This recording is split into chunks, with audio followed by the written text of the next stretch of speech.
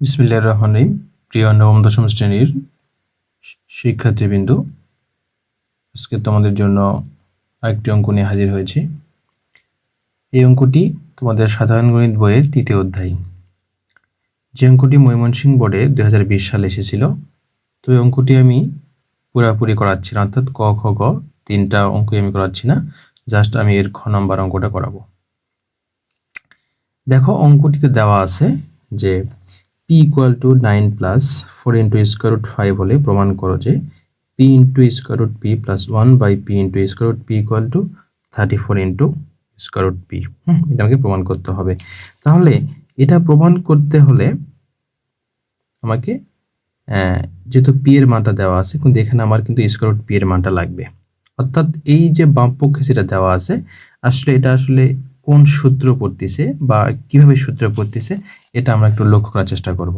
তাহলে এখানে দেখো কি আছে, যে p * √p + 1/p * √p।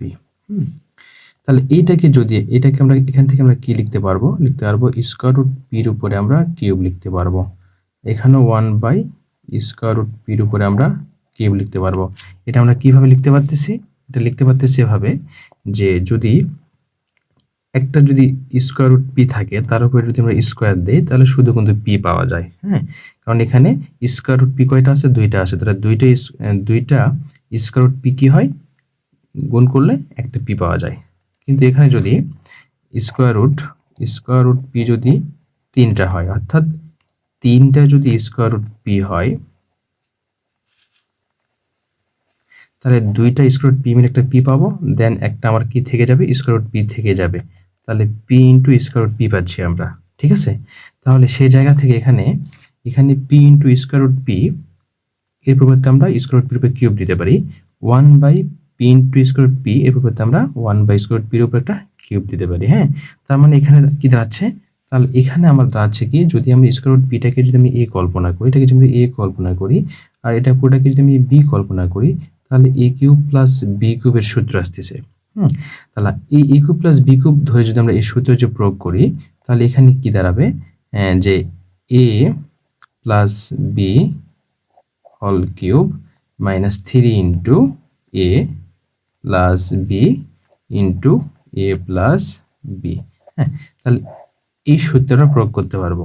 তাহলে এই সূত্র প্রয়োগ করতে গেলে আমাকে a + b কি লাগবে? মানটা বের করতে হবে। তাহলে এখানে কিন্তু আমার অঙ্কে শুধু দেওয়া আছে কি? শুধু আমার p দেওয়া আছে। কি দেওয়া আছে? p দেওয়া আছে। তাহলে p টাকে আমাকে কি করতে হবে? √p তে রূপান্তর করতে হবে।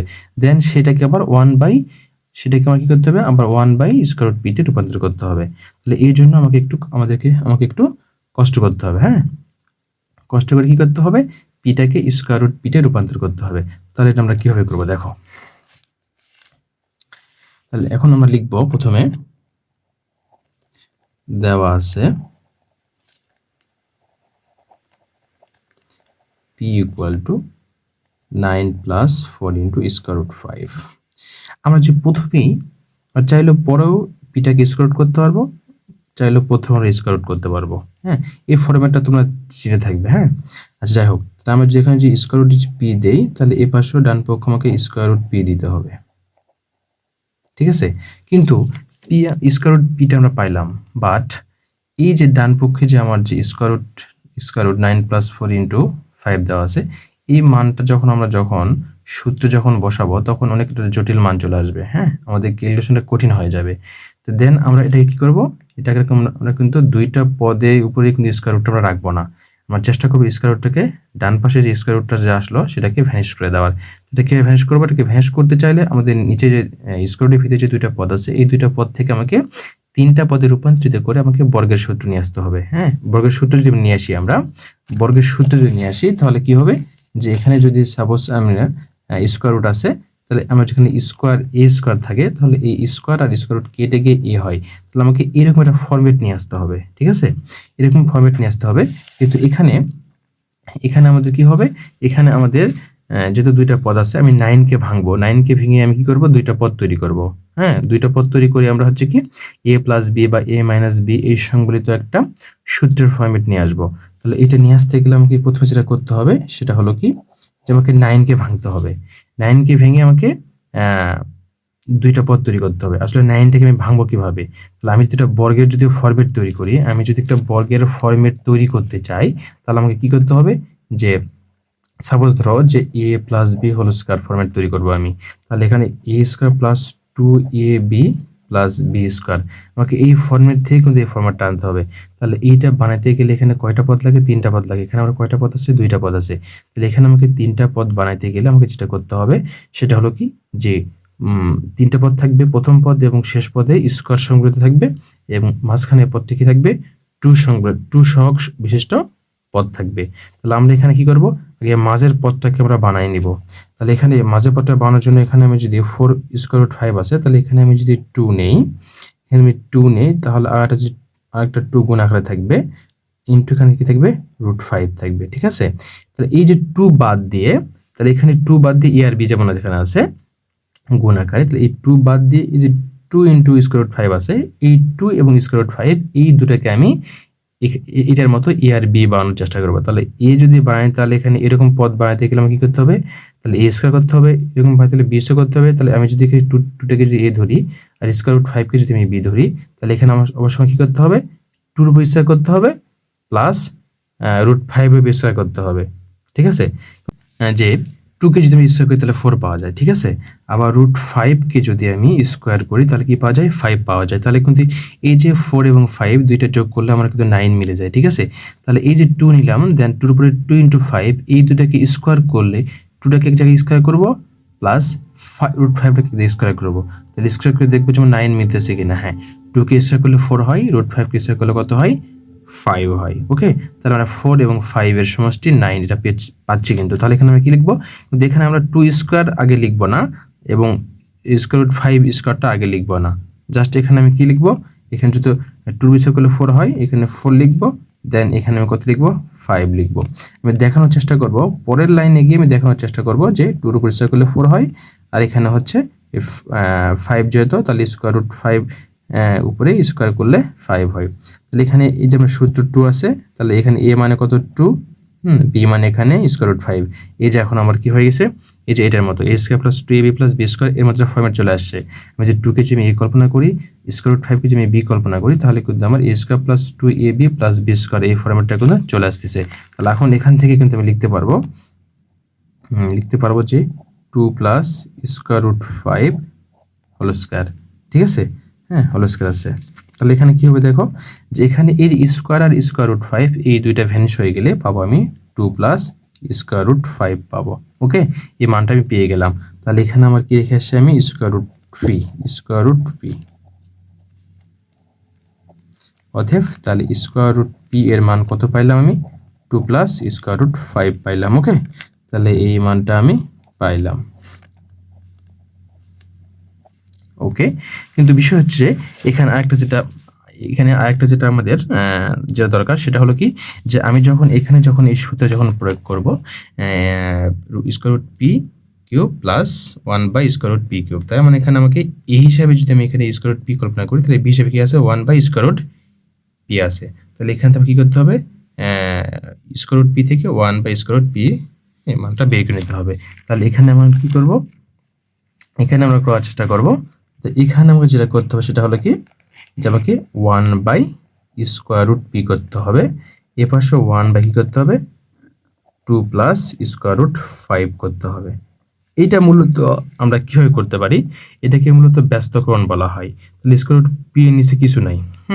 তাহলে সে ধরো এখানে যে এখানে হচ্ছে আমার পি আছে। হ্যাঁ, তাহলে এটাকে আমি ব্যস্তকরণ করি, তাহলে 1 বাই পি হয়ে যায়। অর্থাৎ পি এর নিচে কিছু নাই মানে 1 ছিল, তার মানে এটাকে যে ভগ্নাংশ হিসেবে কল্পনা করি, তাহলে এটা হচ্ছে লব, এটা হর।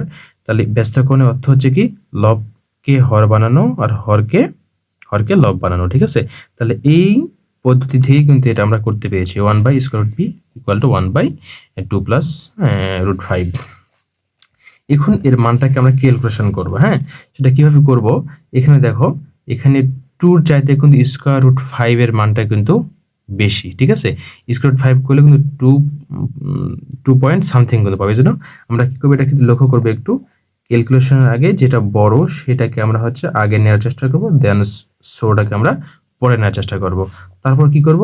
তারপর যে কাজটা করব সেটা হলো কি, তারপর যে কাজটা করব সেটা হলো যে এই যেখানে স্কোয়ার রুট 5 আছে প্লাস 2 আছে, আমরা কি করব, লব এবং হরকে এই দুইটা পদ রেখে এদের মাঝে যে চিহ্ন আছে তার বিপরীত চিহ্ন দ্বারা লব এবং হরকে কি করব, গুণ করে দিব।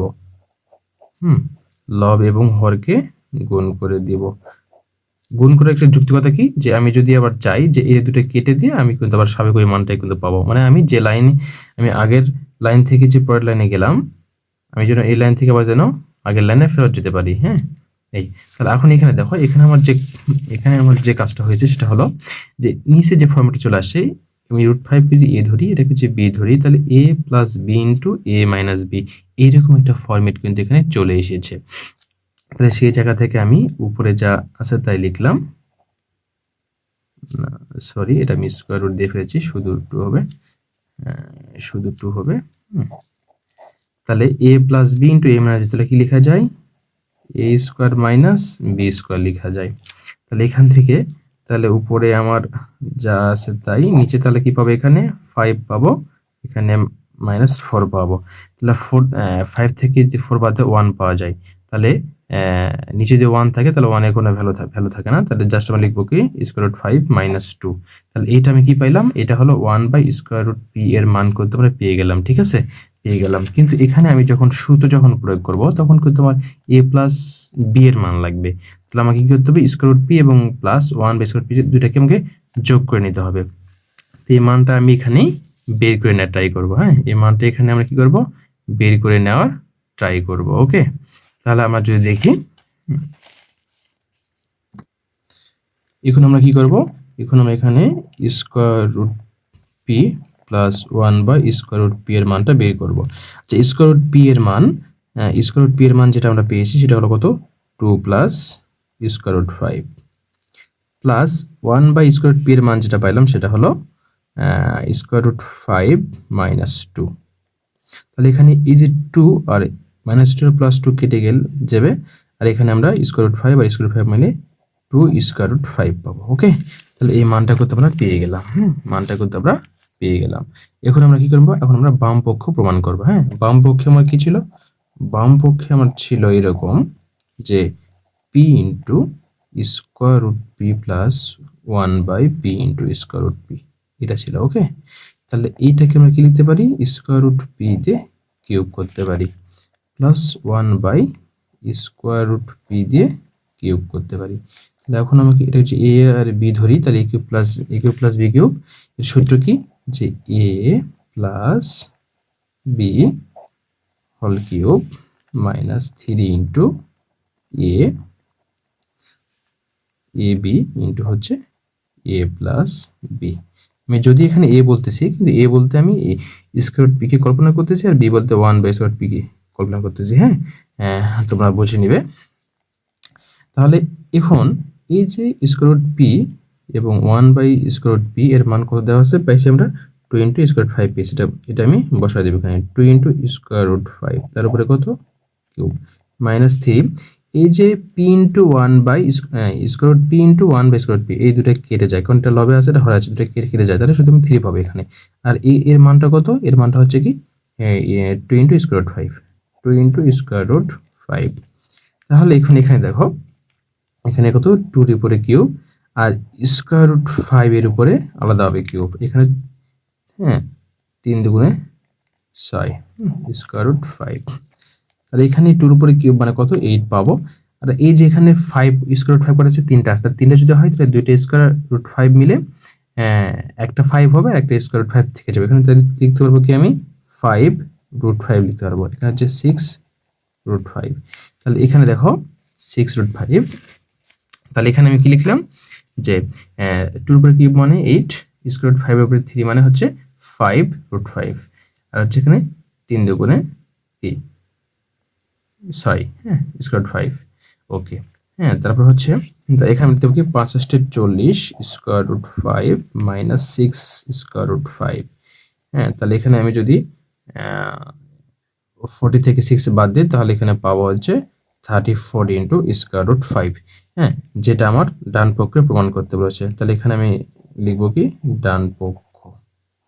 ওকে, তাহলে অতএব ডান পক্ষ, তাহলে অতএব বাম পক্ষ ইকুয়াল হচ্ছে ডান পক্ষ।